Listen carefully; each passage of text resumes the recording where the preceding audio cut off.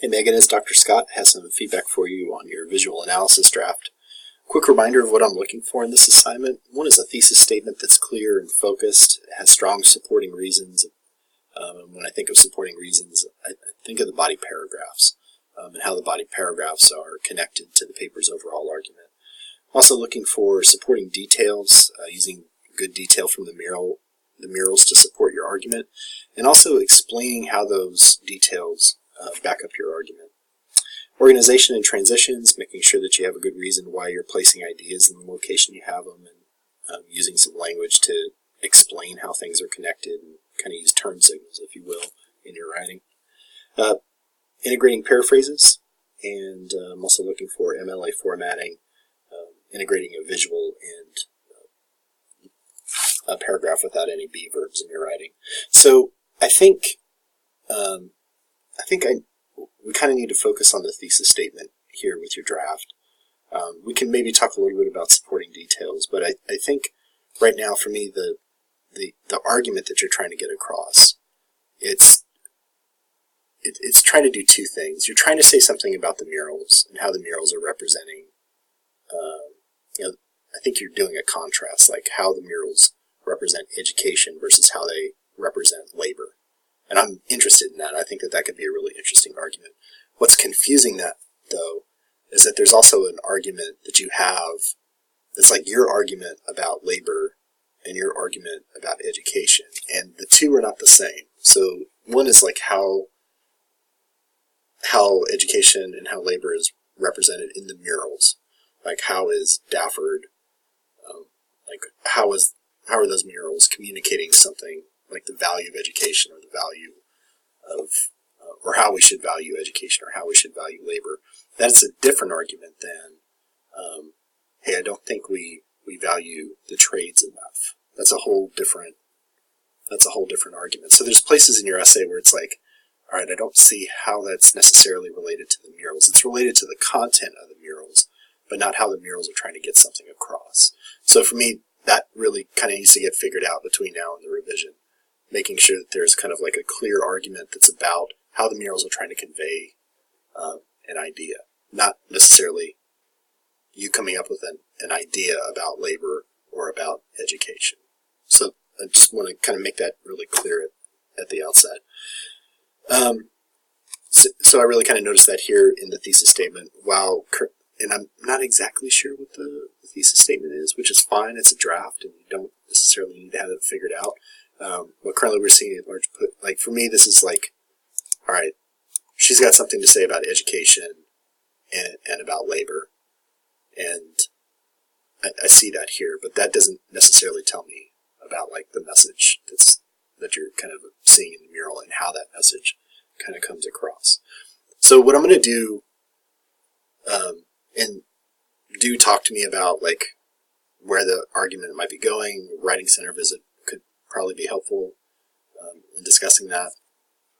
What I'm going to do from here on out in the screencast is to kind of note a few places where I see like, okay, there's an argument or something that could start an argument about the murals and what it is they're trying to convey. So I'll go through a few of those areas here in your draft. Okay, so one area that I wanted to talk about where I think that you're kind of making something that could kind of snowball into an argument that you could use for the entire paper is, like I think you're kind of getting at something here.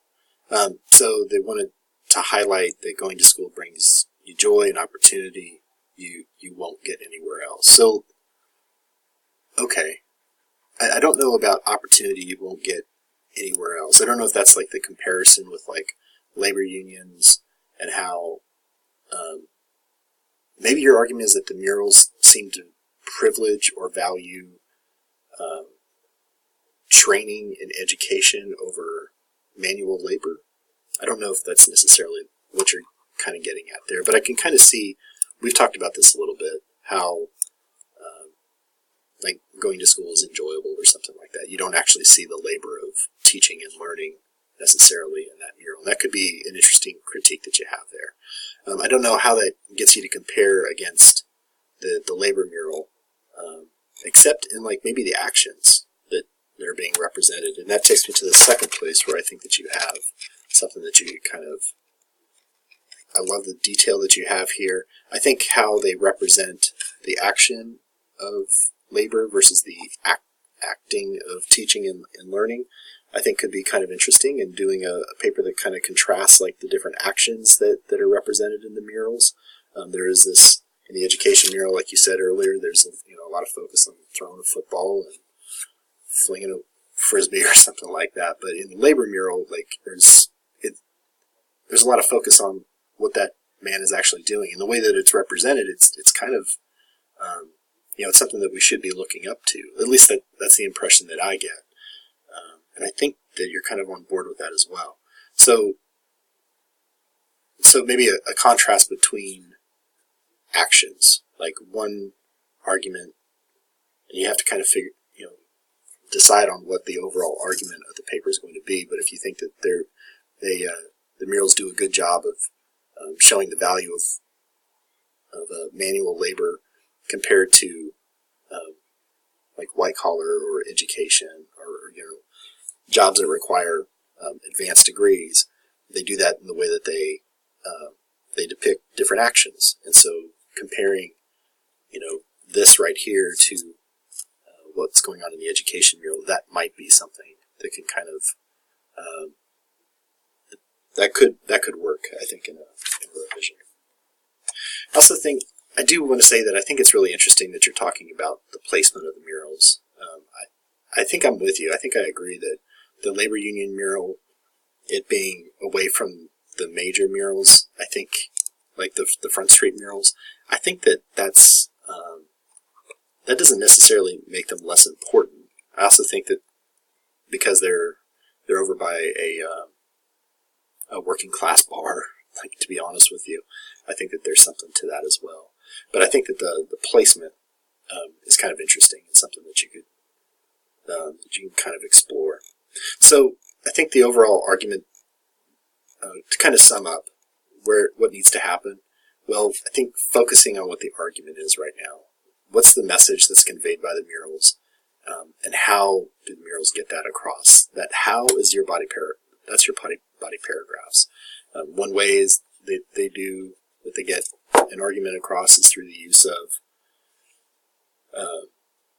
or one way that, if you have an argument about how the murals, about a message that they have, one way that they get that message across is through this method, through the actions that they depict. That's a body paragraph. So the how, that needs to get sorted out, and the argument itself really does need to get sorted out, kind of setting apart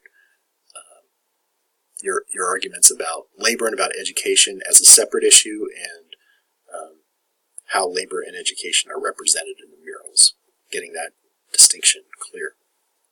That's a big lift. That's a lot, and let me know how I can help you out with that, because it'll be a difficult thing to figure out. Explain the connection between body paragraph. Once you have your argument set, once you have that figured out, you have writing in your body paragraphs. Explain the connection between those body paragraphs and the paper's overall argument.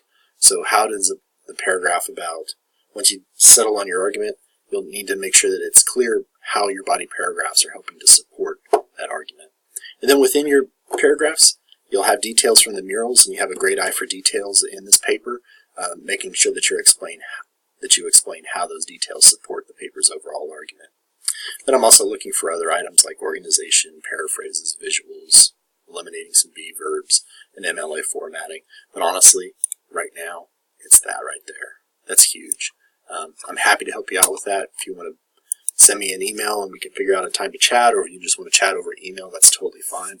But I think that that's really the next step. All right, Megan, that's it for now. I will see you next week in class.